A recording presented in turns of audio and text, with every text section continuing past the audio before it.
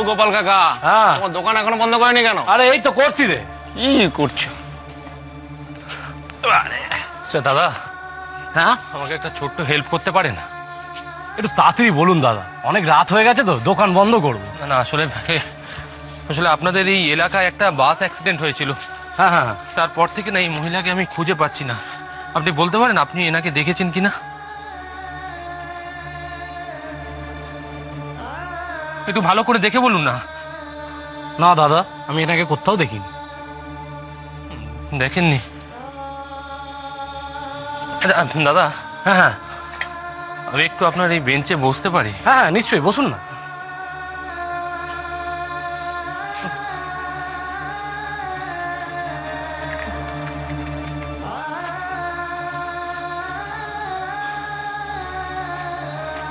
দাদা, এখানে কোনো কাছাকাছি হোটেল আছে?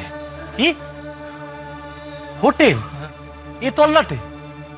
এই তল্লাটে একটা ছোট সরাইও নেই। আচ্ছা, আপনি কি এসছেন এখানে এই মহিলাকেই খুঁজতে? হ্যাঁ দাদা। তো অন্য কাউকে জিজ্ঞেস করুন।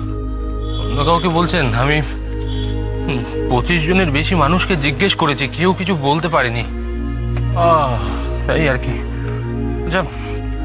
আপনার দোকানে কিছু খাওয়ার মতো আছে? আমাকে একটু কিছু খেতে দিতে পারেন? আপনাকে দেখে তো মনে হচ্ছে খাঁটি শহুরে মানুষ, কিন্তু আমার দোকানে যা খাবার আছে তা দিয়ে কি আপনার পোষাবে? না, আপনি যা আছে একটু দিন না, আমার বড্ড খিদে পেয়েছে, একটু দেখুন না। আচ্ছা ঠিক আছে, একটু বসুন।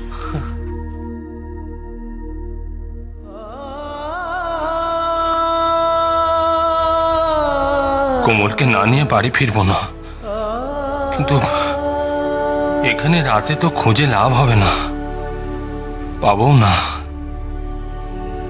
রাতে থাকবোটা কোথায়?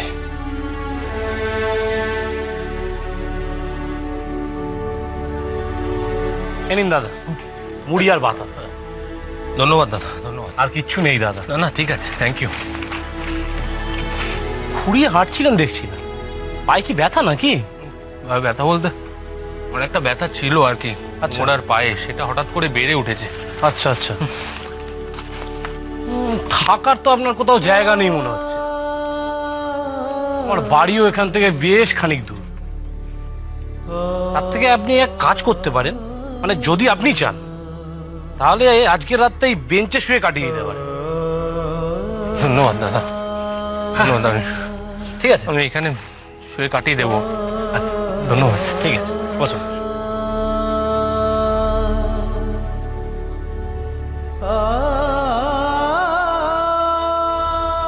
যাই হয়ে যাক না কেন কোমল, আমাকে যেভাবেই থাকতে হোক না কেন, আমি তোমাকে খুঁজে বার করবই।